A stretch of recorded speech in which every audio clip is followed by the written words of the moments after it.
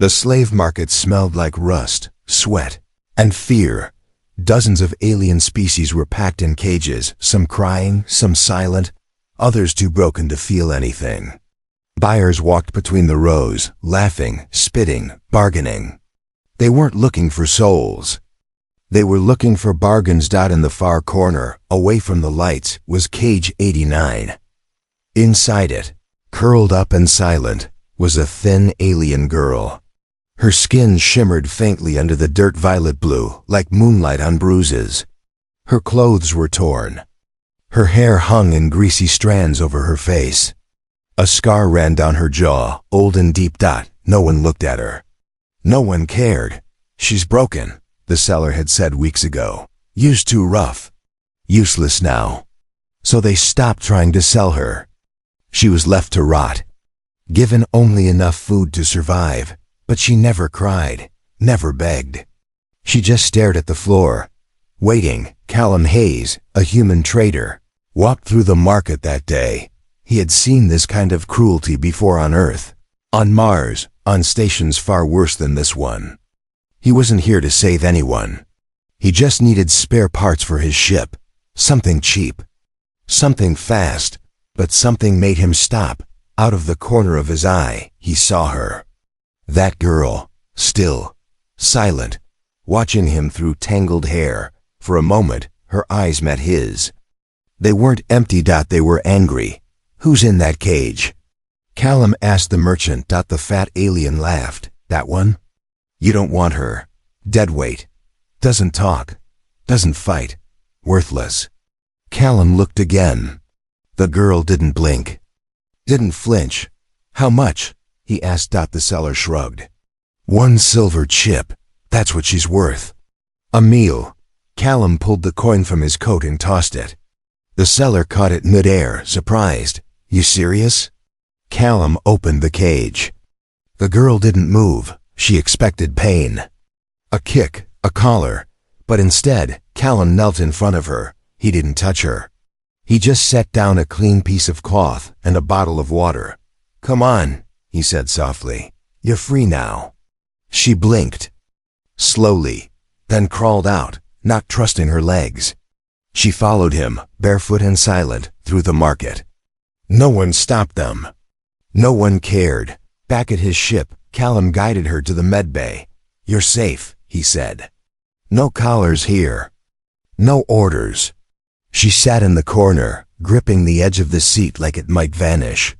Her eyes scanned everything, doorways, shadows, exits. Callum didn't ask questions. He offered her soup.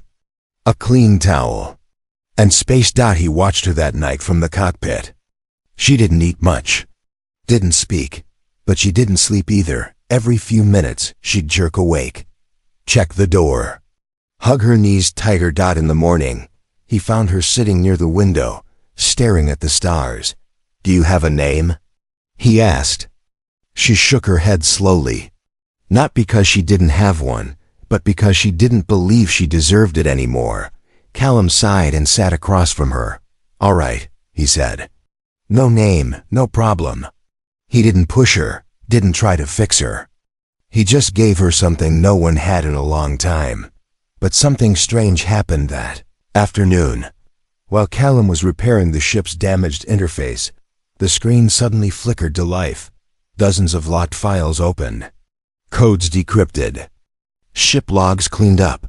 He turned and saw her, standing silently near the console. You did that? He asked. She didn't answer.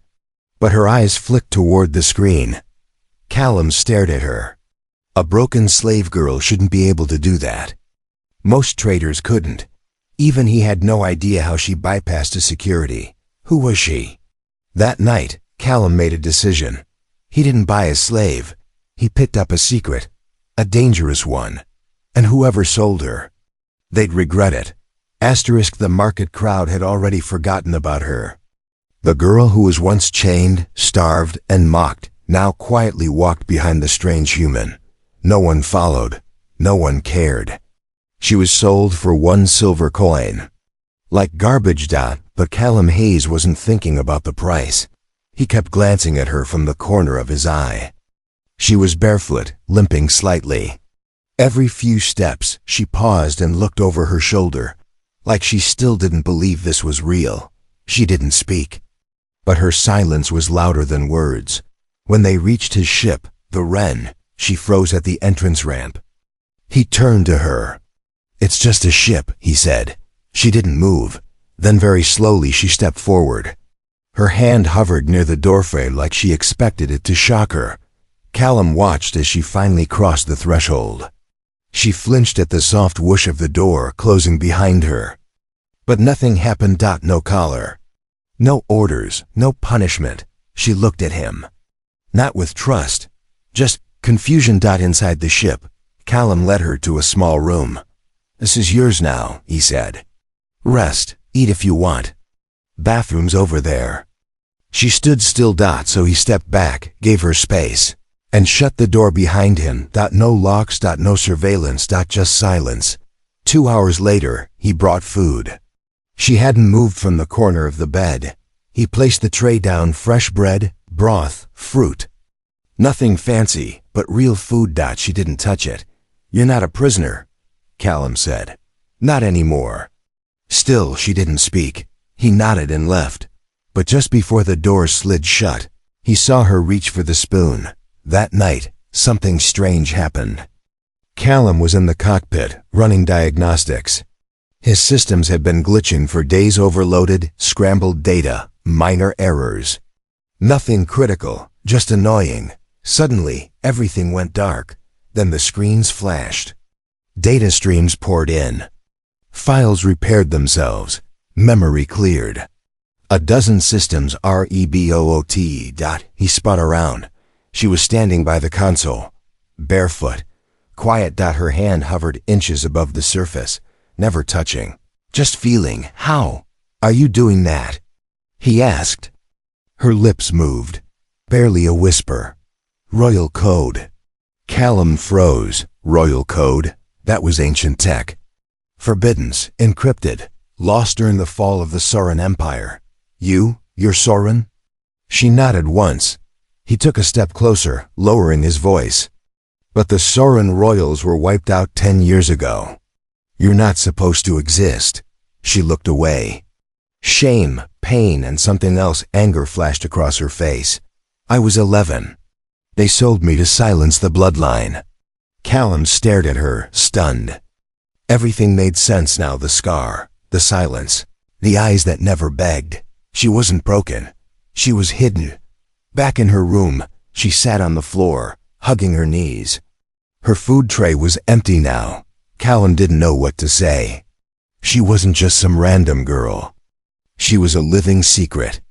A political ghost. And he had bought her for less than lunch. "I'm not here to use you," he said quietly. She looked up, wary. "I just want to know your name." A long pause. Then she whispered, "Ilara." The name rolled off her tongue like something sacred. Like it hurt to say out loud. "Ilara," he repeated. "Okay." That night, he didn't sleep. He sat in the cockpit, watching her files scroll across the console. She was tagged as missing royalty, dead, hunted. And now, the hunter ships would come. He had bought a girl no one wanted, but now everyone would want her dead.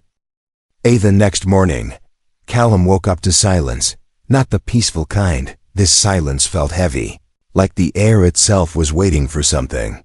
He checked Ilara's room. The door was open. The bed untouched. She was gone. His heart jumped.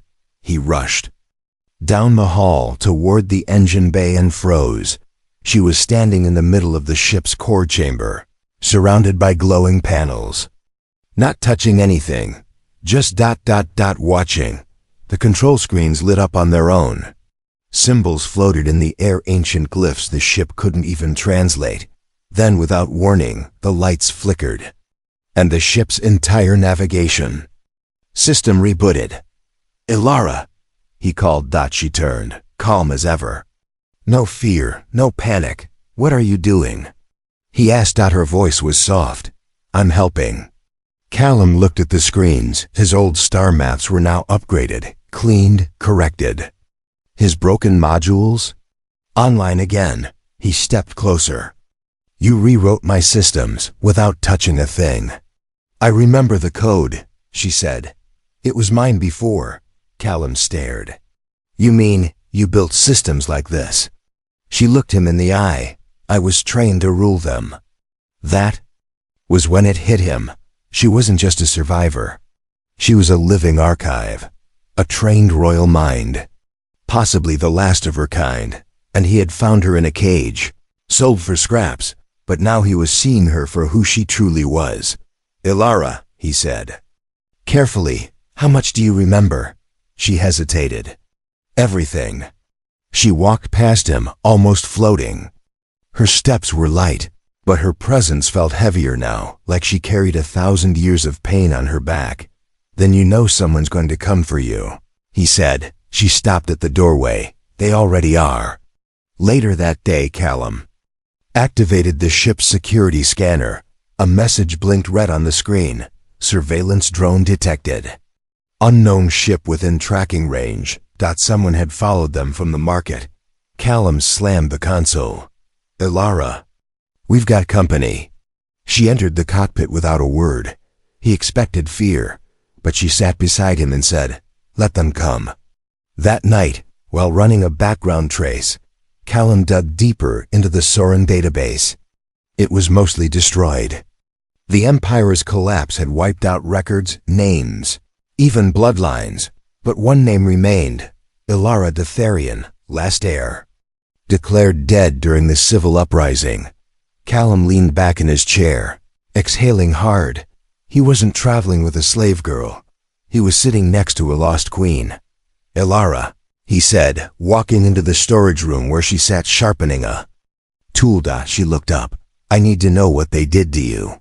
She didn't blink, didn't cry. I was taken when the palace fell, she said flatly. My guards turned on me. My cousin paid them. He clenched his fists. Your own blood? Sold you? She nodded. They needed the throne. I was in the way. And the markets? They broke my voice with electric wire. Said no one buys a girl who can scream. Callum felt cold all over. He sat beside her, unsure what to say. But Ilara spoke. First, you didn't buy me to own me. No, he said. I bought you because no one else saw you. She turned to him, her voice just above a whisper. You see me now? He nodded, clearer than anything. That night, Ilara stood in front of the mirror in her room. She wiped the dirt from her face, tied her hair back. For the first time in years, she didn't look like a slave. She looked like someone becoming herself again. But out in space, a shadow loomed, a warship with no flags, no warnings, and one mission: recover the girl. Dead or alive. The stars outside looked peaceful. But Callum knew peace was a lie in deep space. An alert blinked on his dashboard. Unmarked ship detected. Approaching fast. No ID, no hails. Ilara, he called out. We've got a problem. She walked in, calm as always, but her eyes narrowed the moment she saw the screen. They found me. Within seconds, the enemy ship locked on. They're not here to talk, Callum said, strapping into the pilot's seat. Ilara stood beside him, steady.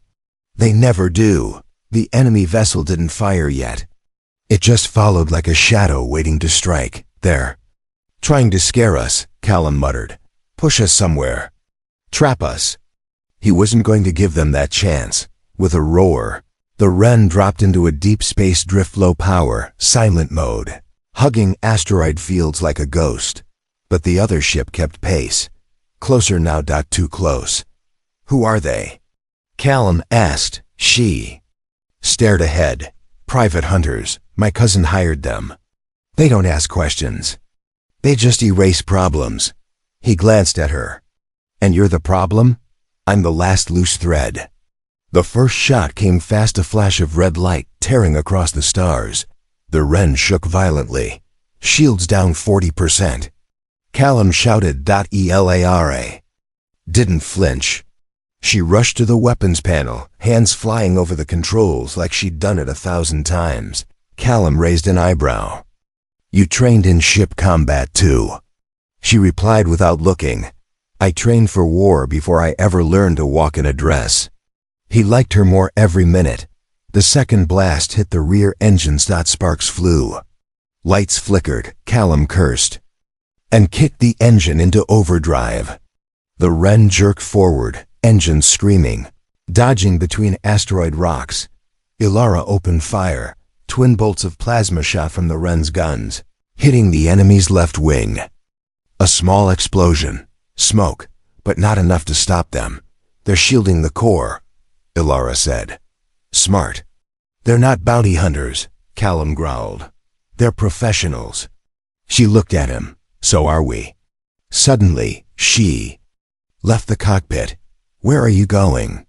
He shouted. She didn't answer. Minutes later, she returned, wearing a sleek black vest with wires running down her arms and a glowing neural band across her temples. What is that? He asked. Soren. Combat interface. I modified your ship while you slept. You hacked my ship? I upgraded it. She plugged herself into the interface, her eyes glowing faintly now. All at once, the Wren screens lit up with new targeting data, shield rerouting, and manual override options. Ilara, you turned my cargo ship into a fighter. She smiled. Slightly. You said we were being chased. Another explosion rocked the hull. The enemy was getting impatient. Ilara, Callum said, we can't outrun them forever. She nodded. Then let's stop running. She launched a counterattack, guiding missiles with her mind. The Wren spun sharply, dodging 3 plasma bolts and unleashing a sudden barrage of energy that struck the enemy's underbelly. The enemy ship stuttered. Hit! Callum shouted. But it wasn't down yet. From the other vessel, a final weapon began to charge, a heavy pulse cannon. One shot could vaporize them. Elara looked at Callum. There's one move left. He shook his head.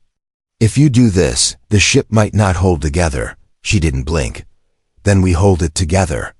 She rerouted all power to the engines, weapons, and shields, leaving life support at 10%. The Wren rocketed forward.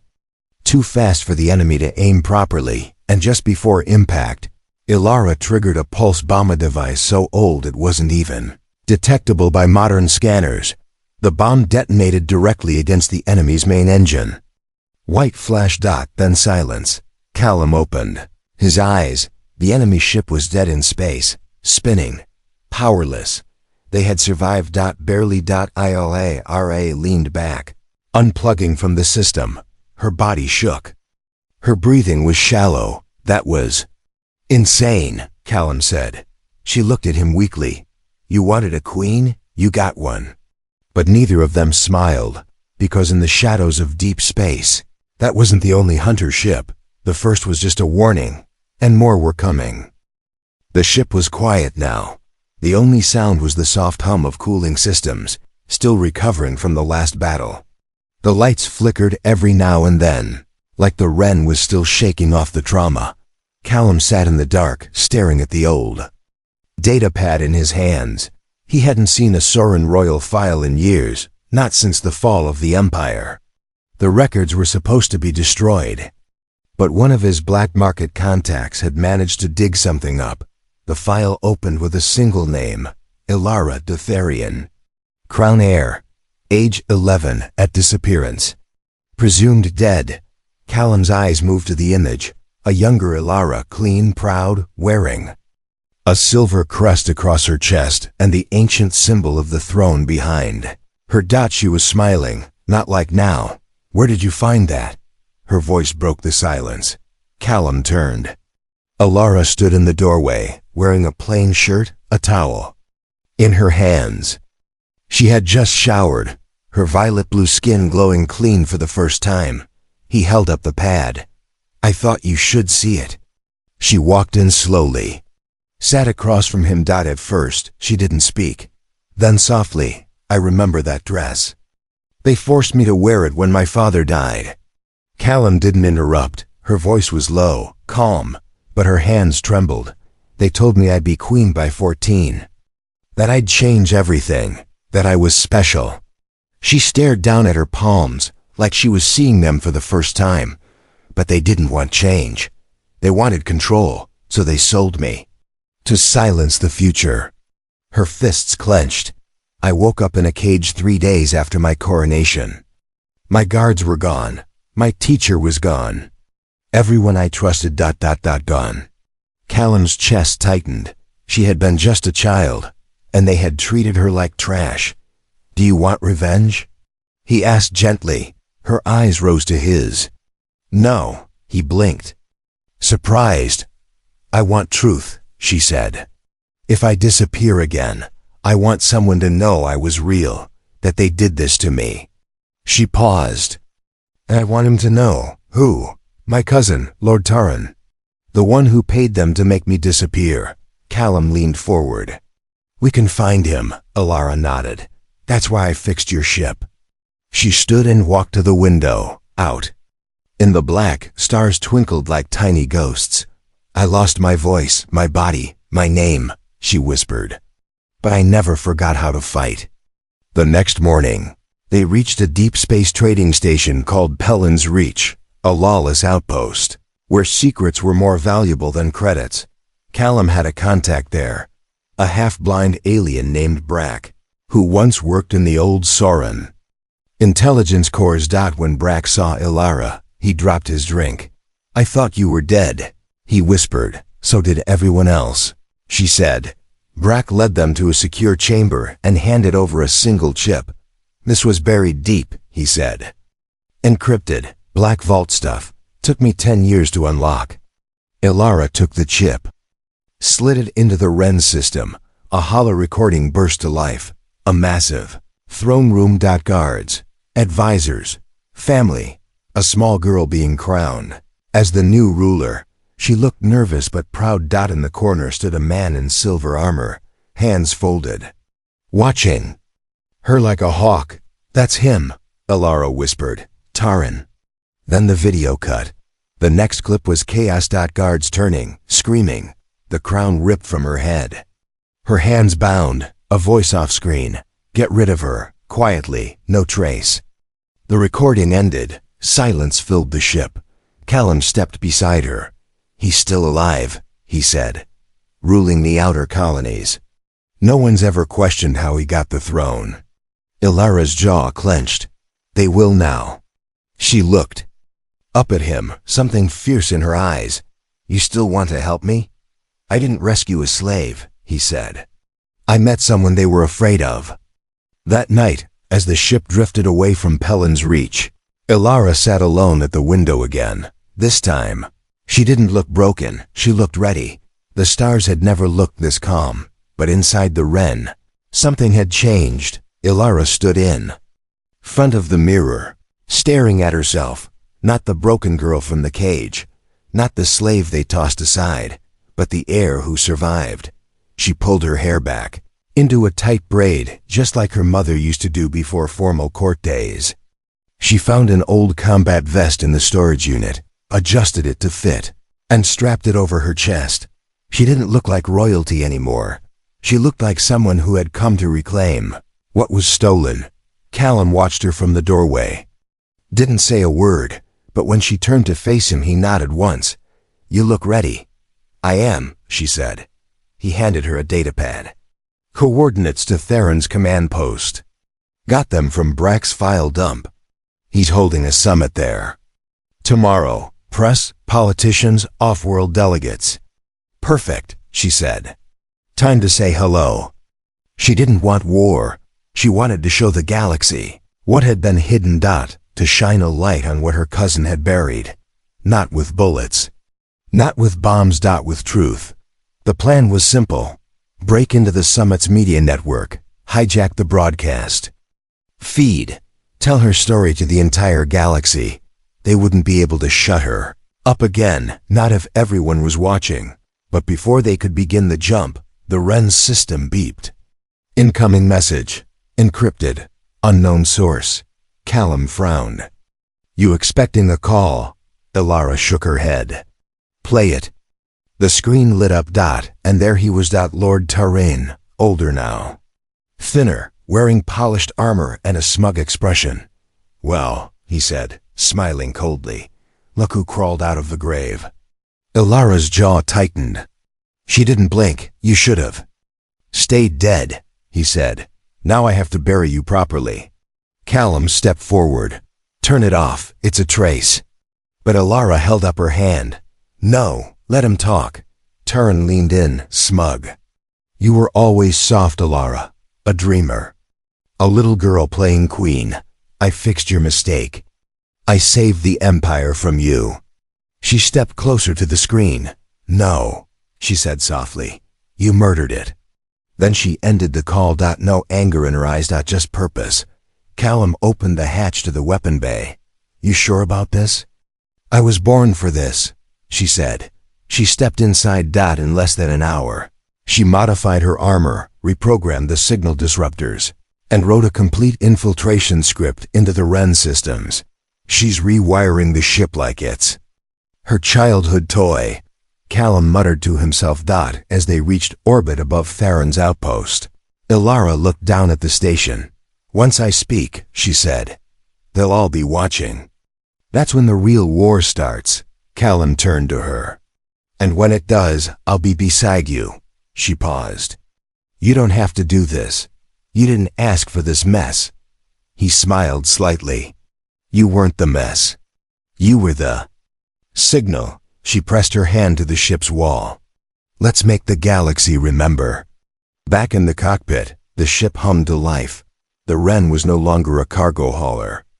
With Ilara's upgrades, it now carried cloaking pulses, relay boosters, and a direct uplink to the core media servers on the outpost.